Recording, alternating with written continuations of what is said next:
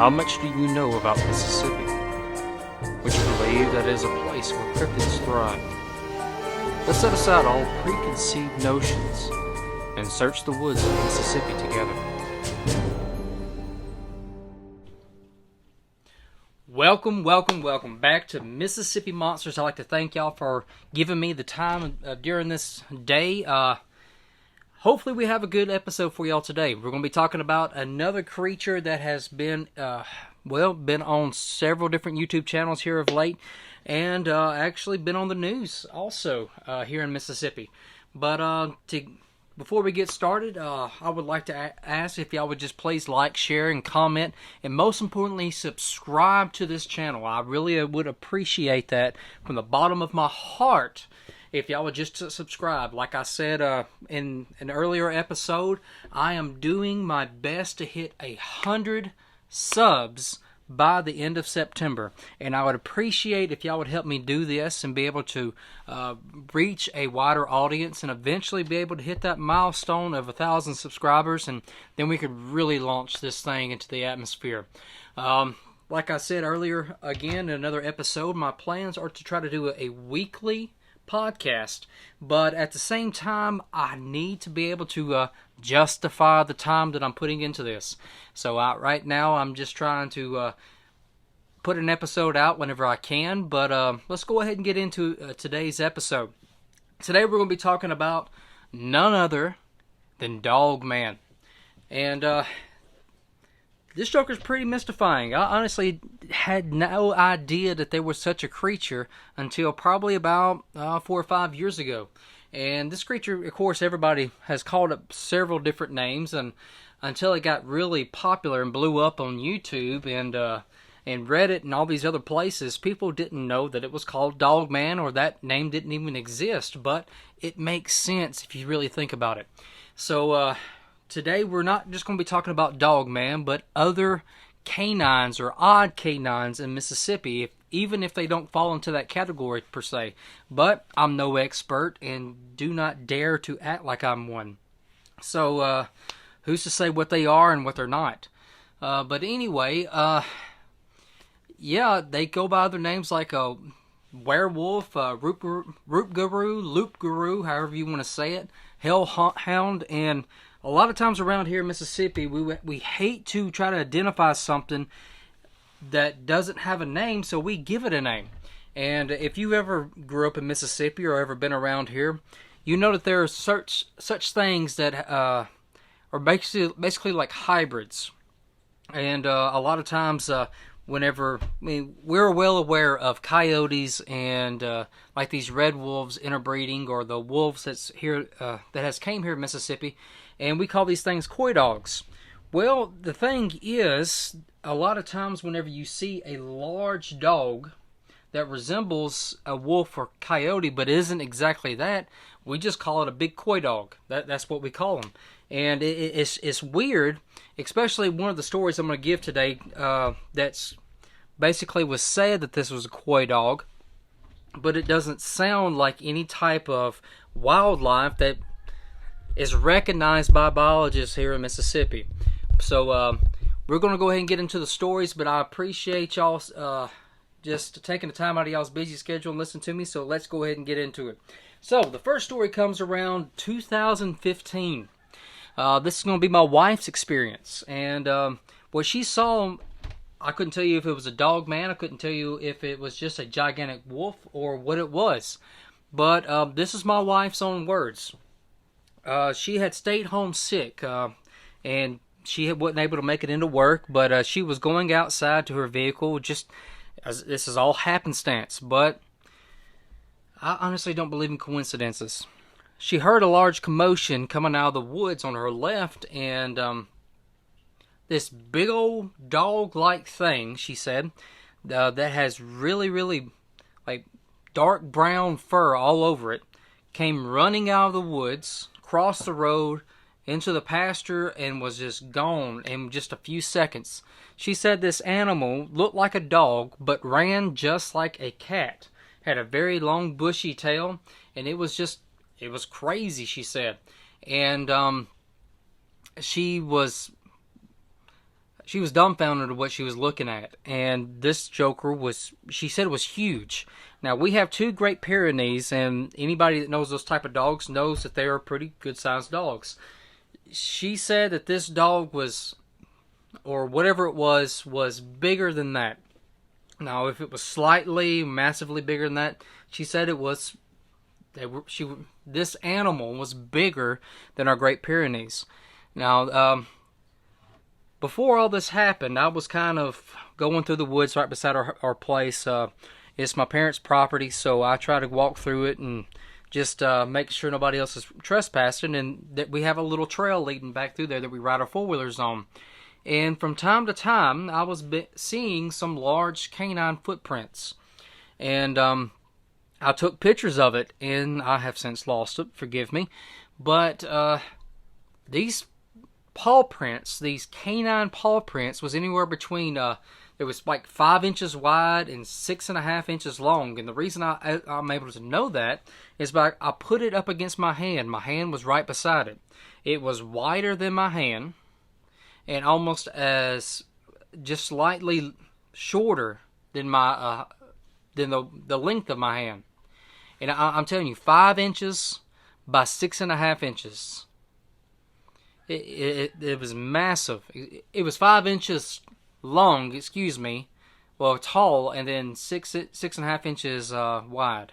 However you want to picture that, and it's pretty large. And I thought maybe we had a wolf running through the property, so I did some investigating. Well, the difference between that and actually what a wolf's paw print is, and I've been trying to search this. A gray wolf, a timber wolf, they're pretty large animals, and the average that the internet states about a wolf's paw prints is anywhere between 3 to 4 inches wide and 3.5 to 4.5 inches long. Now, compare that to the 5 inches wide and 6.5 inches long that I saw. That's almost 2 inches in width and length bigger than the average wolf. And these paw prints that I saw, I mean, they were pretty spread apart. I honestly don't know if I could actually could tell if it was on 4 legs or 2 legs, but the paw prints that I found, the impressions I found, was pretty far spread apart. So the paw prints that I found, this thing had to have been trucking through the woods. And just like how my wife described this animal that she saw running through on the other side, but she said it looked just like a dog. It looked just like a big, fluffy brown dog, but it ran like a cat. She said it was extremely low to the ground on all fours and just trucking. And my wife don't make things up. She doesn't really believe in Bigfoot. She thinks this fascination of cryptids of mine is pretty funny, but whenever my wife told me she saw that thing, I mean, I have no reason not to believe her. So, yeah, it's kind of crazy, but Mississippi just doesn't have these recent sightings. These canine occurrences have went on a long time, and this points back to an area where our time frame back between 2007 2008. It was around the time I had just gotten out of college, just started my career in the workforce, and there was a rash of sightings of large wolf-like creatures, hence coy dogs, that was given the term for it, that were seen all over the place here in central Mississippi. And a lot of people were talking about it. And for some reason, it was just like there was an influx of them. One instance that I remember, like it was yesterday, happened at my uncle's property. My uncle, he used to raise German Shepherds. He had a white German Shepherd, a male. He had just your black and tan German Shepherds. He had a male and female of one of them, and he raised them. Those were his babies. He didn't just raise them to breed. Those were his babies. And as you know, German Shepherds are very, very large dogs. Well, during the day, whenever he was at work, he kept them the pen, and then he would let them out, let them do what they needed to get done, play and everything in the afternoon or in the morning before he went to work. But he said one day he had just got home, and he went to the gates. He went to go open up the cages to let the dogs out, and the dogs would not come out. They were whimpering. They were cowering in the backside of their cage, and it wasn't like them. These German Shepherds wasn't afraid of anything, but all three of them was scared to death. And they was looking in this pasture or this hayfield that was right beside his property, and he noticed a rather large-looking dog or large-looking wolf just staring at his German Shepherds. Now, these are three good-sized dogs that was scared to death of this creature, this wolf-like creature that was in the middle of the hayfield, sitting on its haunches, just staring. That's not your average demeanor of a wild, or any type of wildlife, much less any type of wild dog or coyote or a wolf around here. They usually run from anything, especially whenever they're vastly outnumbered. But the way my uncle described this animal was that it was a lot bigger than any one of his German Shepherds. And he said it looked like this thing was just taunting them. And it was taunting him. It's like it was daring anything to challenge him. It's just daring him. And it was just, how he described it during that time, it was just something he had never witnessed before. Now, he's an avid hunter. He's somebody that loves being in the outdoors, but he had never seen anything like it. And he had never witnessed his dogs ever acting like this before. And now, this is way before Dogman really got popular and everything, and talking about other canines, but we chopped it up to a coy dog. And this was just, it was odd. But then again, as I went to work, I had a coworker of mine that lives roughly about 20 miles from where my uncle lives. He was telling me of this time when he walked in the woods during that time frame, and he came upon this old hollow log that was laying on the ground, but there was like a little hole dug underneath this hollow log. And he heard some noises, some rustling, and he looked under it, and he said that there was just a litter of wolf pups. But the thing that really struck him was that these wolf pups looked rather large to be pups. But he said you could clearly tell that they were puppies, that they were still nursing, that they was just very, very young. They couldn't make it on their own. But he said that they were huge. So he started looking at it, started trying to figure out exactly what they were and everything. And then while he was there studying it for a moment, there was a thicket right in front of him. And from that thicket, he said, came this very low growl that shook him to his core. And he said before he realized it, he was running back to his house. And it shook him up. I mean, whenever he was telling me the story, you could tell just how intense this whole scenario played out and how he was still shaken from it. And knowing that it was this close to his house that all this happened, he was kind of scared, not only for himself, but for his family. He had some small kids, and it was unnerving the way he described how all this played out. And he didn't see what was in the thicket, but he knew for a fact that that growl was telling him he better not mess with those pups and he better leave now. And he said he didn't even have to think about it, that as soon as he heard this growl and it hit him, he was gone. There was no time of thinking played out or anything. He was gone. And he knows for a fact that it had to be because he was near those pups. And if you think about it, I mean, not many animals will abandon little, babies like that in the wild, and so the parents are bound to be close by. And so he got the full, he got a clue, and he got gone. But this is all in the same period around 2007, 2008, and I mean, it was just like a mass influx of these large coy dog sightings. And I mean, these dogs, or these wolf-like creatures, was a lot bigger than any red wolf that has ever been sighted in Mississippi. A lot bigger than any normal dog that you would see here in Mississippi. And it just didn't happen in one place. It happened in a large area here in central Mississippi. And so it is kind of crazy just to think about it. But another sighting a little bit later that happened in 2009. This was actually covered on a news station, and it was straight out of Taylor, Mississippi. And you can look this up on YouTube. I'm going to share the link down below so you can watch the news station cover this. But what happened was some cattle and some pets basically got mutilated. Heads were ripped off. It was carnage.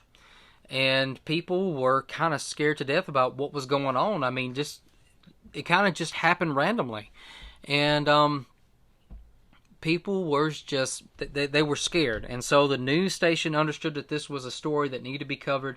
There was a lot of interest that was being shown because people were just trying to figure out what's going on. And so as they went out there to investigate, they finally found a woman that actually had some type of camera rigged up. I'm not sure if it was a trail cam or not. It didn't really say, or if it did, I missed it. Forgive me. But this lady took a colored picture of something in the woods. It's kind of blurry, but you can make out that there was something, a head, but you don't see the body. It's like the body was absorbed into the darkness. And you can kind of see the head, and the woman's trying to make out like teeth and the eyes and the face. It's really blurry. But the thing is, if this is a creature, this animal is pretty good size. Something to at least consider. Just put it that way. And the thing is, Taylor, Mississippi has a huge history of these creatures, especially the creature known as Dogman. And I mentioned it in my favorite YouTube channels, in Dark Waters. He covers this area. But Taylor, Mississippi is known for this cryptid. And that's why so many podcasters, YouTubers, stories on Reddit, they all cover this area concerning Dogman, because it's like no other. And I got to admit, if somebody wants to try to research this, that would be my place to go. And Taylor, Mississippi is just renowned because of the sightings that have occurred there. But also, if you want to look at any other places here in Mississippi that might have sightings like that, you can also consider looking down in the Louisiana bayous, especially down there south of Macomb, Mississippi. Right there where Mississippi sits on top of Louisiana, where the Pearl River runs, there's a lot of bayous through that area, especially on the southern part of it. And there's a large number of sightings. And there's a lot of people that says that those dogmen actually swim across the Mississippi and the Pearl River to get to little islands and to cross channels and everything to get to where their hunting grounds are. And it's kind of eerie. And if you ever go down there, especially at night, it can be a little creepy. Just let me put it that way.